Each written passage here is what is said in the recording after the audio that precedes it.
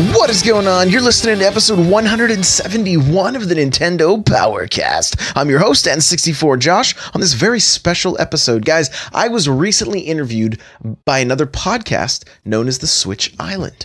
Okay, so what I'm going to do, anytime somebody reaches out and says, hey, would you come on my podcast? If we're talking about Nintendo stuff, I'm just going to get the audio from them and put it right here. So I recommend go and check them out. They've had a lot of good guests on their show. It's a lot of fun.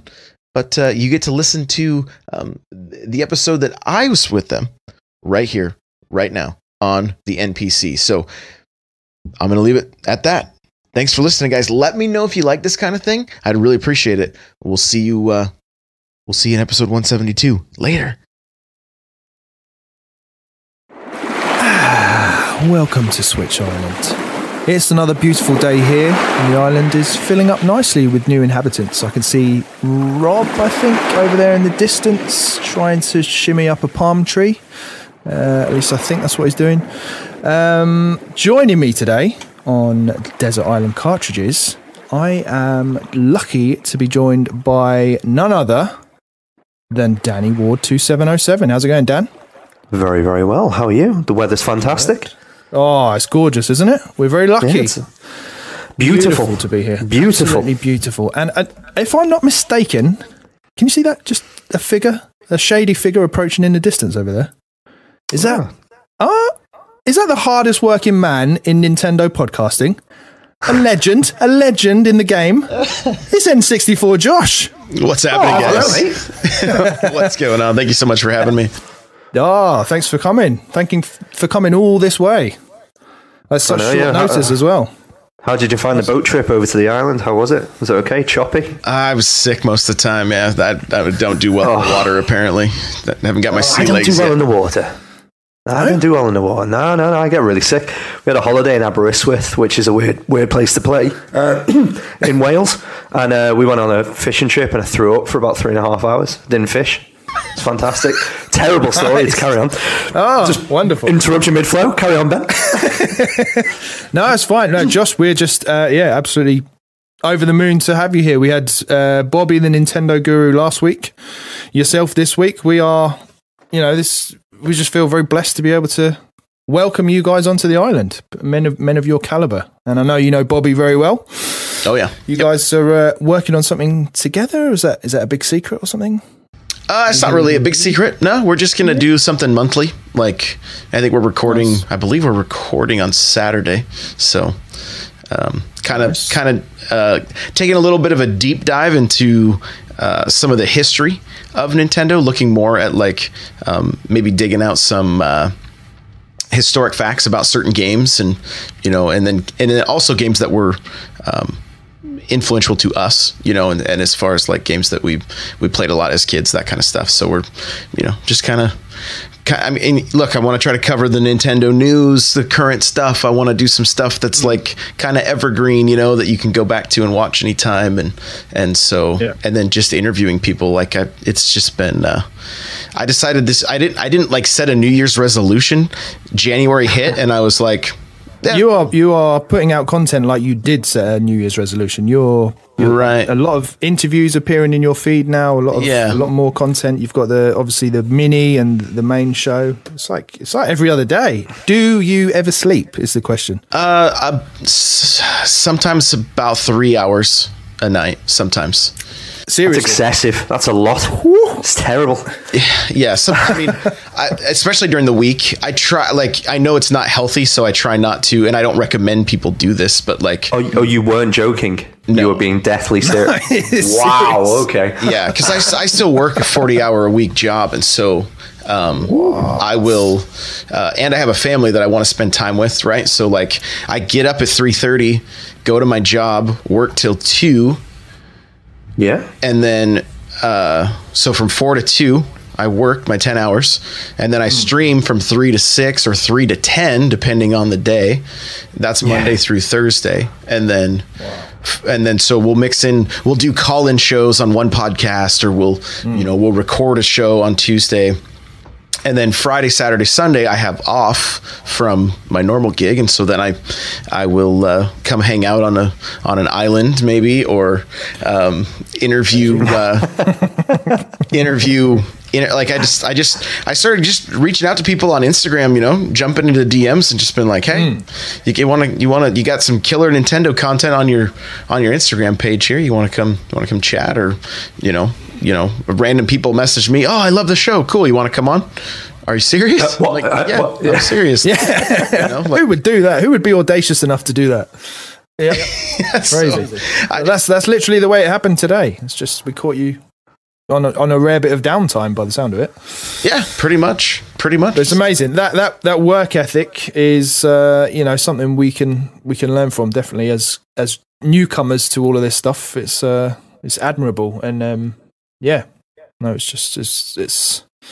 it's what we're striving towards, but as you can probably tell, we're learning it and making it up as we go. That's fair to say, isn't it, Dan? Absolutely, 100% learning as we go. We're learning from the best, evidently. So, exactly. Whereabouts do you live, Josh? I'm about an hour north of Seattle, in Washington State. Hour north. Oh, so, nice. So that's small little place called America. Is that right? That's something like that. Tiny. Yeah, it's quite small. Yeah, quite small. Not as big as this island. Yeah. I don't know. United States. Yeah, go on. Yeah, we're trying to keep from expanding. So we want to kind of make sure we keep those borders closed off real good. Depends where you want to go. You can go up or down, isn't it? But it's either way. So come on, Ben. What are we doing? Why are we here, mate? Well, so we are here. Obviously, Josh, you touched on some of the stuff you're going to be getting into with Bobby in terms of looking at the classics and some of your favourite games of all time. And that's why we've invited you here to this gorgeous island, is basically for you to have the chance to enter a game into the coveted Desert Island cartridges, which is an elusive award that allows only the best games into an exclusive, all-inclusive club. Did I get that right, Danny? You did get that right. It's absolutely fine. Woo! So basically, Josh, you've got one chance to put your case for a game to remain on this stunning island for all eternity. And what's your game? E.T. Atari 2600. Wow, that's excessive.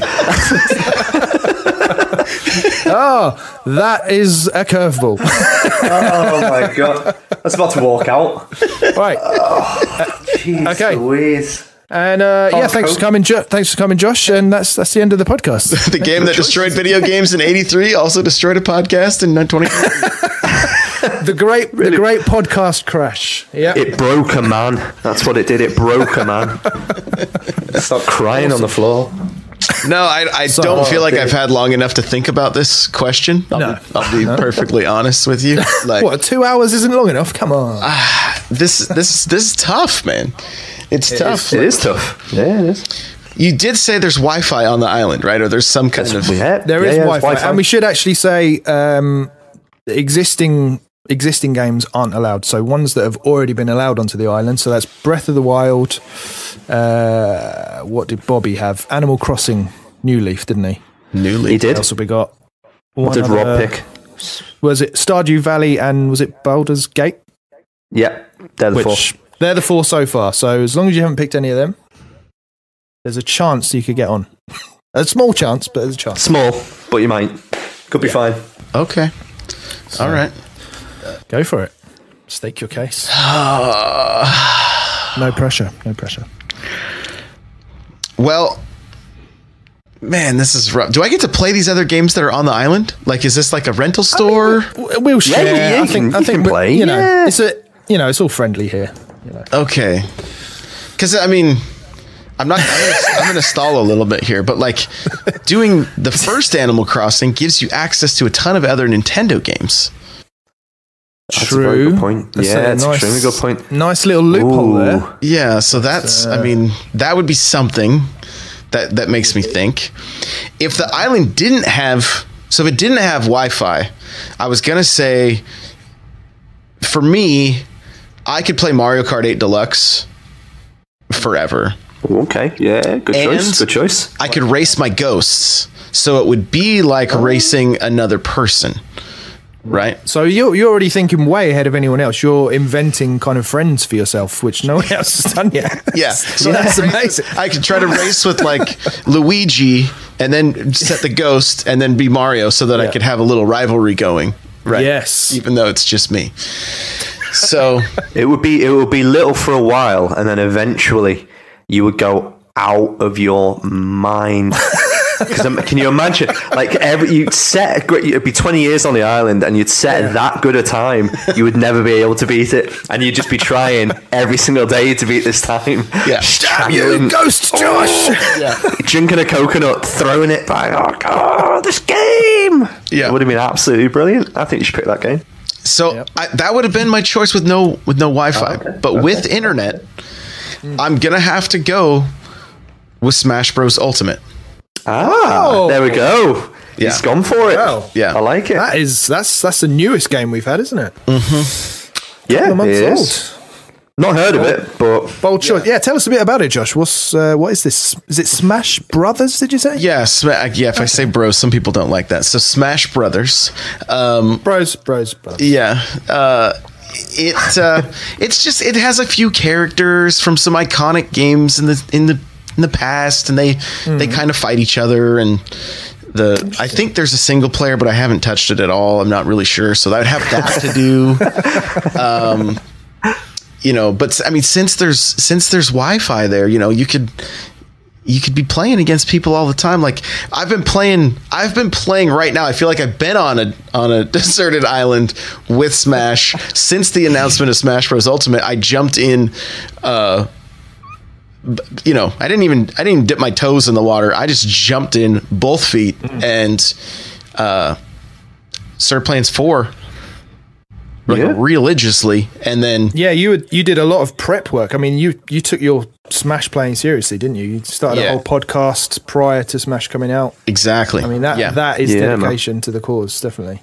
And to me, the reason I could pick this as a game that because I know I already can hear people probably tweeting at me like, why wouldn't you pick an RPG where you could create a new character, a new class? Why not Diablo 3? Why lots of reading, was it, Josh? Why not Skyrim?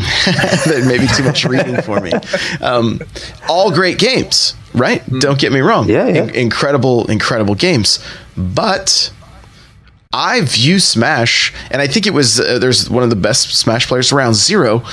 He's the one that kind of brought this to my attention. He's like, Smash to me is like the best RPG there is, because you are not necessarily gaining a level per se that you see on screen, but you are continually leveling up the longer you play the game and the better you get at it.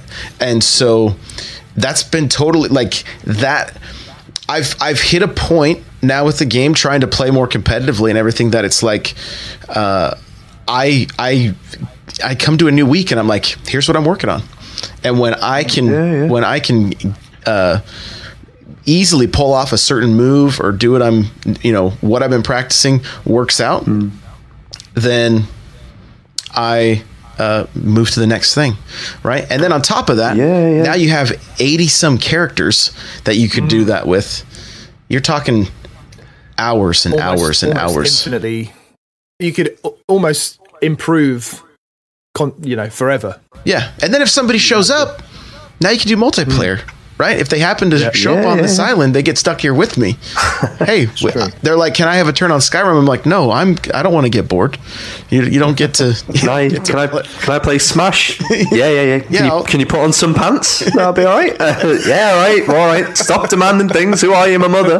Right. I think it's. I think with Smash, like the cool part about it was I hadn't really jumped into the previous iterations. I played it a couple of times on GameCube with Pete back in the day. So you'd have like your sleepover party, and like you'd all be there playing Smash, and we're playing Pikmin, there's loads of other games. And now what really surprises me is that for such a complex game that you only have so many moves that you can do. And obviously every single character you could this my favorite part about the game is playing it online, no rules whatsoever. I'll just jump into someone else's game, but just have my character on random and just try and figure out and fathom exactly which character works for me. So then you up and B might be something completely different with Cloud, as it might be with Kirby, and then you just like trying to find this kind of perfect move for it. Reminds me a lot of Overwatch, where you have to pick a certain character to beat another certain character.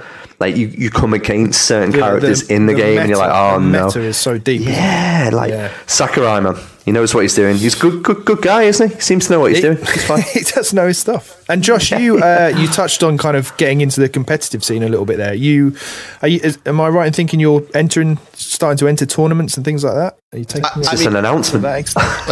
Well, I challenge you now. I've started going to my local scene. Like I went to my first one 2 weeks ago. I have another one tomorrow. And then the first major Smash tournament is in Oakland next weekend. And I'm going to that. And so, I'm in this to have fun, to improve. And for me, it's all about, I love competition, right? But I also I love learning. And so, for me, like when I get beat down, I don't get frustrated. I just look for where I can improve, right? Like I love the process, and I've had to take that into like so many other aspects of my life. But when you start to fall in love with the process of things, not necessarily the end result, you really can enjoy the journey, right? And so that's great lesson there. Great lesson there for the kids. It took me like 37 years to learn that, right? Like sometimes it would come naturally, and other times it was extremely difficult. Like there's certain parts of the process of maybe a business or my job or whatever, like that didn't work out so well. But when it comes to Smash, I just love the process. I love people are like, aren't you bored just playing Mario? I'm like, not at all. Like you know how much I have to learn still. Like I can see bad habits. I got to fix those, and then I got to learn how to throw back airs. Is like I want to be the best Mario player that there can be. Right? Who knows if I'll reach that? But I'm going to work towards it. Yeah. So what I was going to touch on that, and exactly. But do you believe that as a gamer, and obviously this is something that I believe we as a group of people hold a little bit differently, where we seem to have this cross learning. We do look for this element of leveling up, whether it's through work, and then having the synergies between work and how we game and how we talk and how we interact, and then even the social side of things. Everything seems to coincide at some points, and you are constantly learning, and you do realize that there is a process, and all of a sudden you see the matrix for what it is, and then that's it. You're left in a position there where you're going, you know what, I'm going to enjoy this game for the process, not just beating it or not just 100% in it. I'm going to enjoy it and then see how it goes. I love that about games. Yeah, same. Absolutely. I mean, I look at games like Xenoblade Chronicles 2, right? Like I didn't do everything in that game, and it took me forever to figure out how to do certain things in that game. But as I learned more, man, did that game get better and better for me, And so, and it was an RPG, so you could see the level up. You could see your number, you could see that kind of stuff. But like I said with Smash, you don't see that number, you just see the improvement in your gameplay, And the proof for me, like I have people come into my stream and they're like, whoa, this isn't the same Josh from 2 weeks ago, and they're and so that's been big, and a lot of it is just I'm constantly watching, because when I'm not gonna lie, like if you look at Smash and you think about playing competitively, it is a huge undertaking. Like it's overwhelming.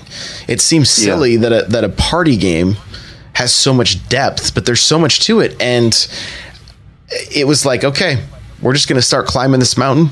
And I used this analogy on an Instagram post yesterday, and I used it in the book I just released. Like sometimes we climb those mountains to get a better view of the larger mountain ahead of us, right? Like we may not even see that mountain until you get to the top. And that's how Smash has been, as goofy as that might sound, but it's like, okay, I've learned how to combo. All right, now stop. Now make sure you're short hopping and not full hopping, and try not to be predictable, and just everything that goes along with this game. It's like there's literally hundreds of things to remember when you jump into a match, and I'm like, okay, what 4 things can I make sure I get? Wow. Yeah. So I mean, with it as well.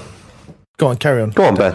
I was going to say, picturing this on island life. What can you foresee playing this for the rest of your days? Like, if this was your only game, can you see a point where you'd get bored, or do you think there's just always going to be stuff to do, stuff to improve on? I mean, have you got fatigue yet at all? I don't. No, I don't have any agree with that whatsoever right now. And I still play with mainly one character. I have a little bit of time with Mega Man, but mainly just Mario.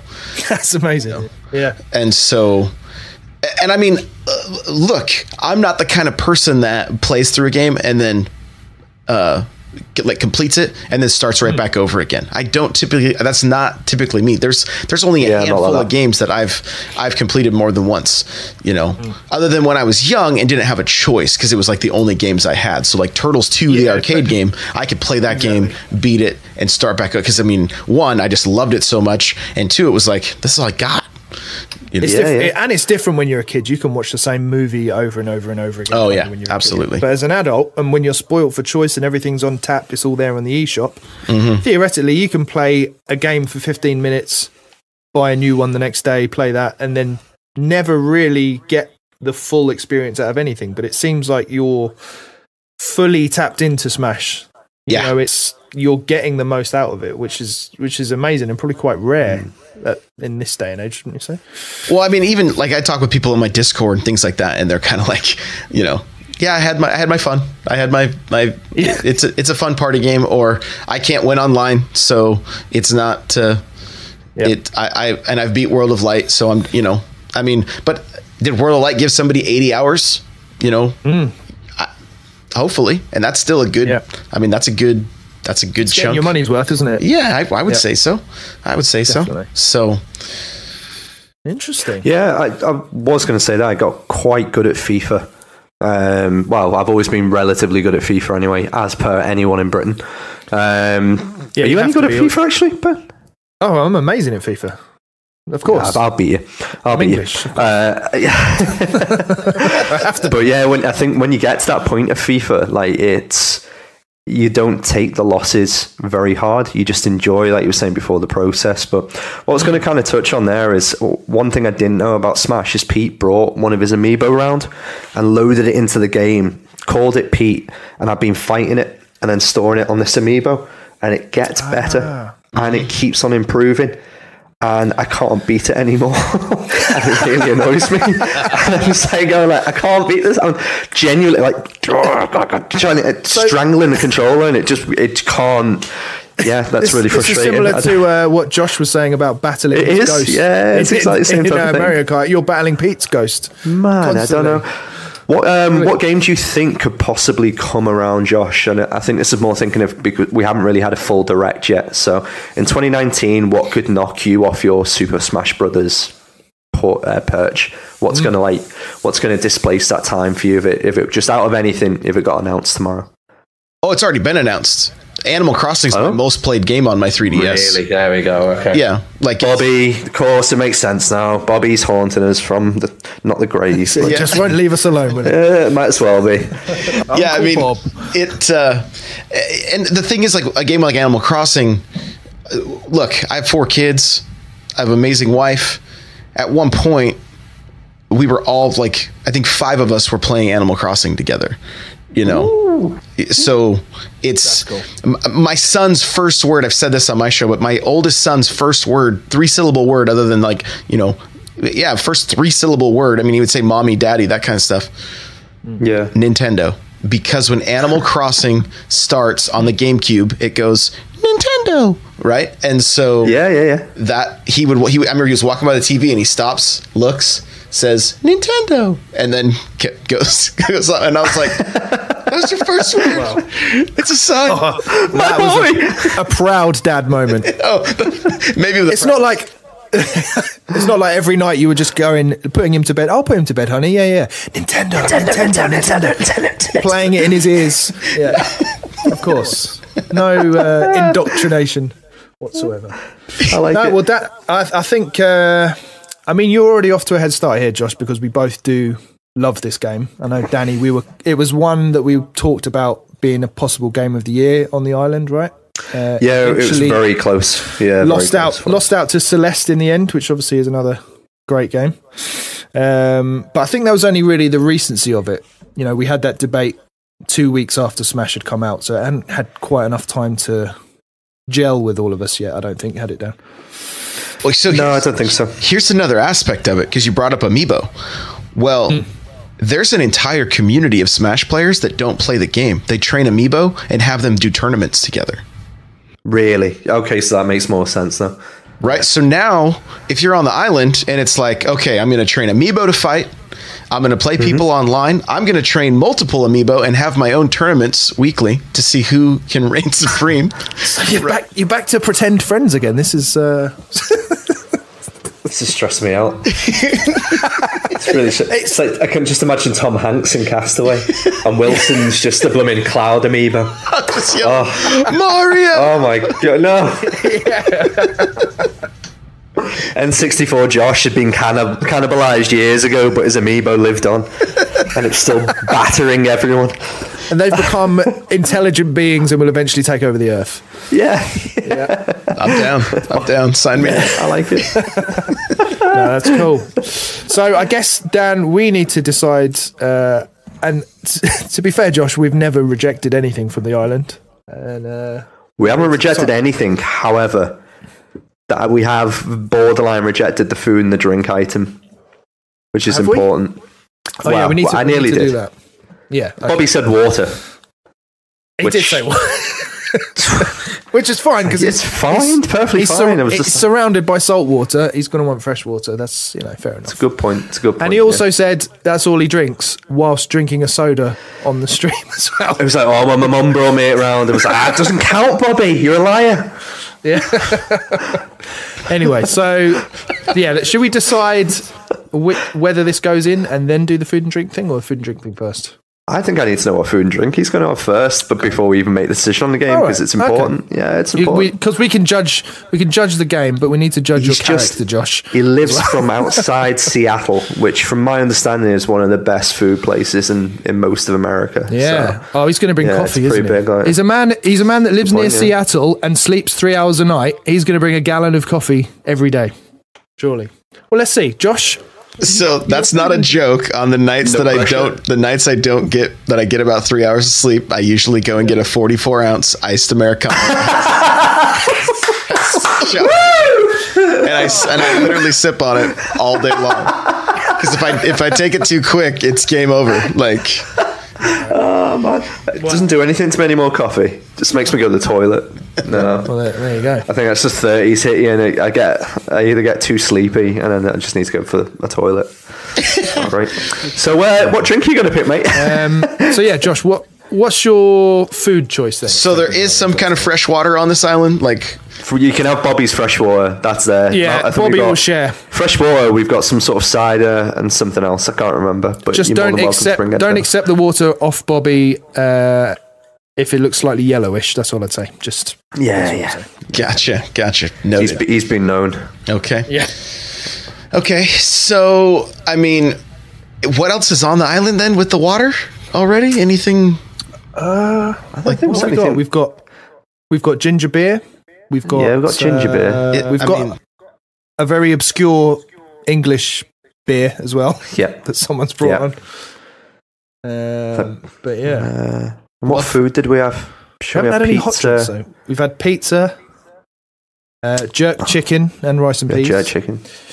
And what was the curry dish? Taka dal, which is like a lentil-y curry thing. Okay, well, I'm gonna for my. I'm either gonna go with like Lagavulin Scotch, like 16. Ooh. Yeah. Or it's got to be an IPA of some kind, like probably Bodhisattva from Georgetown. They're in Seattle here. Try that, man. It's probably my favorite IPA right now. So, I mean, nice. I'm assuming since this is an imaginary island, we can pretty much eat what we want and drink what we want without having any negative, without any health issues. Yeah, exactly. Oh yeah. It's fine. Yeah. Calories don't exist on the island. Yeah. I mean, I'm fairly resourceful, so I'm thinking I'll come up with a beer of some kind on this island to make myself. So I'm going to go with the Scotch, I think.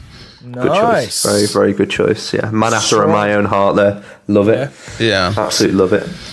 Brilliant. And then the food? This is the one people struggle with more than the game, more than the drink. What food could you eat for the rest of time? So I could. I mean, can I just bring Korean barbecue? Like. Yeah, if you want to. Yeah. Let's do. It's fine. Yeah.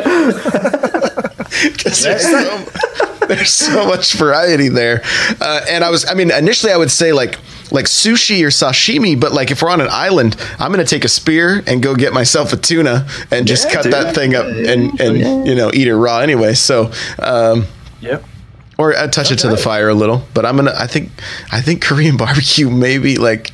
I've only had it a few times, and man, I can't believe how much I ate when I did eat it. So awesome. Yeah, wow. Yeah, we have one in the UK. Like it's a Brazilian barbecue kind of thing.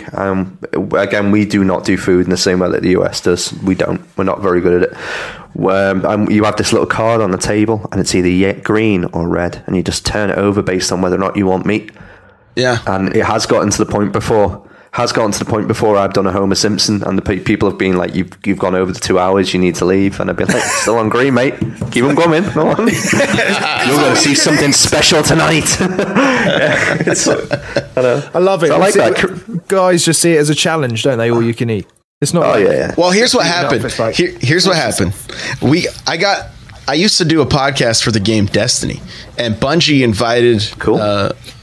invited me to the reveal of the second game. And so my co-host lived down in San Diego, and he introduced me to Korean bar. I'd never had it before. And him and his wife didn't know it was all you can eat until we got there. And I was like, so how many times? They're like, we've been here a handful of times. We've only gotten one round of food. I'm like, I got you. And so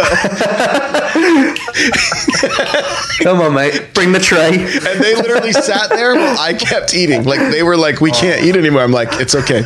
Bring the third round of just swallowing like a duck. Like it was so good. Nice. It was just, sir, that had bones in it. Oh, that's fine. Yeah, I'm all right. It's fine. So what have we got here, Ben? What have we got, mate? We've got Korean barbecue. Scotch. What was the kind of Scotch you said? 16 year. 16 year. Yeah, Lagavulin is what it tastes like. You're biting into a piece of campfire wood that's been burned, charred. Nice. Yeah, you're definitely going to be seeing imaginary friends after a few of those by the sound of it. Yeah. And then the game, Smash Brothers Ultimate. Well, Dan, can I go to this island? Mate, you're more than welcome. You're here. You're here now, Josh. Yeah, that's a good point. Actually, yeah, it exists purely in the Discord realm. Got you. So, okay, I'm thinking this through. So, Korean barbecue. Let's think about this. N64 Josh, he's Korean barbecue. He's bringing an absolute classic Scotch, which is as a man who likes to partake the occasional pilgrimage to Scotland, can appreciate that. Mm-hmm. You can as well, Ben. I think you're a cultured fellow. Yes. Let me have a think. Korean barbecue, Scotch. My partner Super is from Smash Brothers Scotland as well, so she would approve. Oh, there we go. Yeah, very, very cool. She's probably drinking. And my missus is a proper Scouser. So, do you know what a Scouser is, by the way? I don't. Never heard of a Scouser. Have you ever heard of Liverpool? Yes. Yeah. Okay. What you know? No, the Beatles. Thank you for ruining that for me. Okay. Super Smash Brothers, Korean barbecue, and 16 years old. Yeah, it's in. It's definitely in. Mainly for the game, but also because of the Scotch and because I haven't tried Korean barbecue before. So. Perfect. And it's a massive yes from me. You're bringing a game that everyone on the island can play. You've considered your fellow man. That needs to be applauded. And also you're bringing a load of food and some very strong alcohol. So, I mean, that's the holy trinity.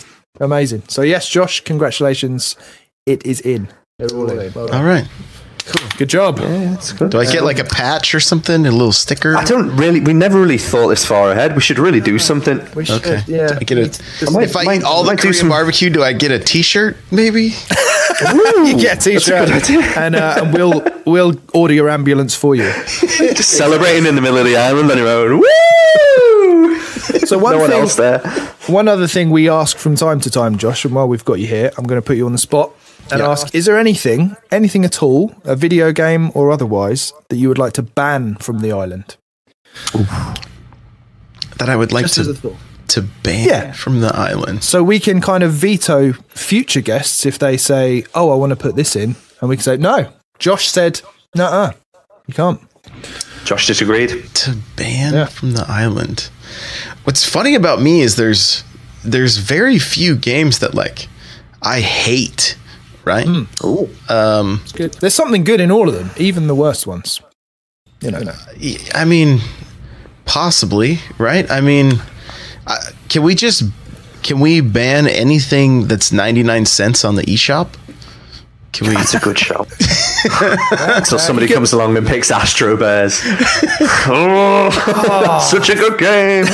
That's true. That's a really good shout. Not really fair. So how about no one would ever pick this. This game. There's actually a few games on the eShop that have like kind of really irritated me.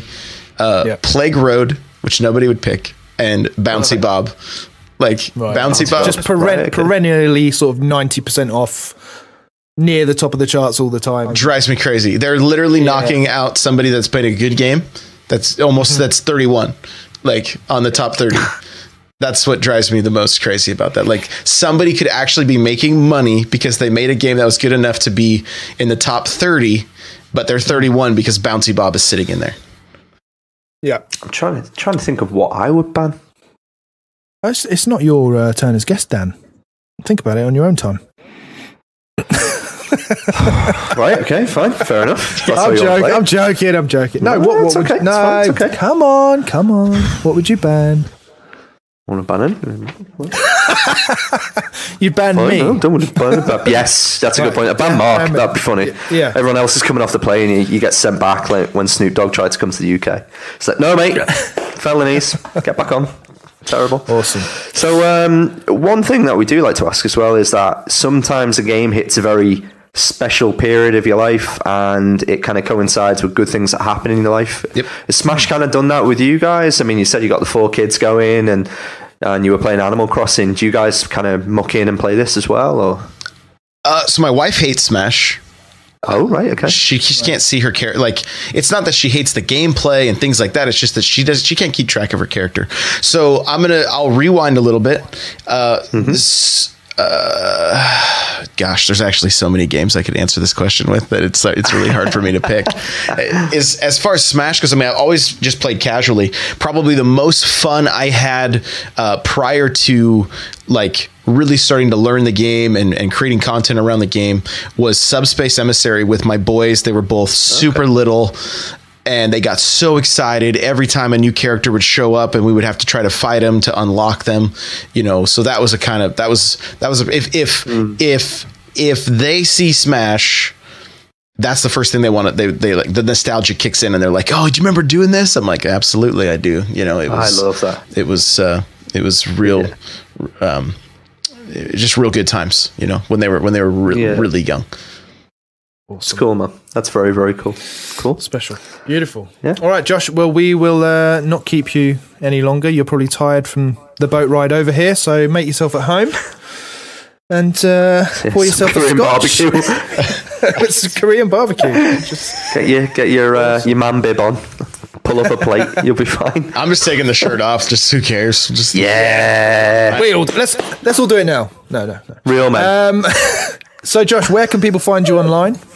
Oh, it's N64 Josh everywhere. Like if you put that in Google, you're gonna find me everywhere. But I mean, and I try to be everywhere. Instagram is where I'm having a ton of fun interacting with the community. So if you're on there, come make sure to drop a follow and tag me in some photos because I love seeing all the Nintendo stuff. Twitter, Facebook, Snapchat, Farmers Only. You know, like it's pigeons. Yeah. N64josh.com is the kind of the hub for everything. I stream on Twitch as much as I can, you know. Awesome. So Josh, really appreciate your time. You can catch me online at BenjiKong and in the Switch Island Discord and occasionally on switchisland.co.uk. Dan, how about you? Yep, at Danny Ward 2707 everywhere, I think. Awesome. And Josh. Can I plug my book real quick? Oh, yes. Yeah, absolutely. Please do. All right. Plug away. So I just wrote a book. It's not super long. It's like 11 chapters, like 50 pages. It's not, it's not long, but it's called Another Castle. And you get through the first castle in Mario and it says, "Thank you, Mario, but your princess is in another castle." And that is such a great illustration of life. And like I talked about, climbing those mountains, sometimes we have those another castle moments, right? Where it's like, man, I really thought I was going to complete this. Like this was the goal. And now it just got harder, or now I've got to come up with plan B. And so that's kind of just looking at my life and then illustrating the journey with Super Mario Brothers, and looking at the history of Nintendo all the way back to 1889, and just how they got to, looking at that story and how they got to where they are now, and the very fact that we're here because of that company starting in 1989, which is crazy to think about, right? We wouldn't even be sitting it's talking insane about it. Yeah, it's true. Absolutely crazy. Yeah. But where can you get the book from? You can go to n64josh.com/anothercastle, and you can pick up the audio version or and actually the first chapter is available for free. So if you want to be able to kind of see if it's something worth your time. Brilliant. So it's worth everyone check that out. Yeah, it's just going to say it's worth quickly touching on as well. And Josh is going to go super humble about this, but the guy has pretty much sat here for the first 25 minutes and talked to us how to work out OBS on a Mac, explained to me exactly what I need to do to try and stream properly, to be able to bring people in on a podcast. And we've interviewed a few people now, and not many are as altruistic and as caring as what you are. You've got a boundless energy, clearly. You've got 4 kids, a wife, successful job, coffee, 44 ounces of coffee going, just a drip hanging off your arm. You can't see it. His IV is just off camera there, just pumping the caffeine. That's exactly it. Those needle marks are not from heroin, I promise. No, but you're a rare breed, my friend. So thank you very, very much for helping us out. And again, it's super cool. Thank you. It's my pleasure, man. I love content creation. I love helping people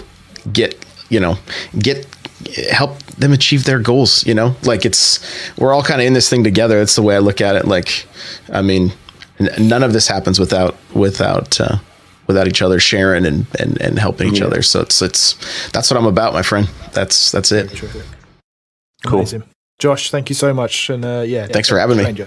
Appreciate it. All the best. Thanks, guys.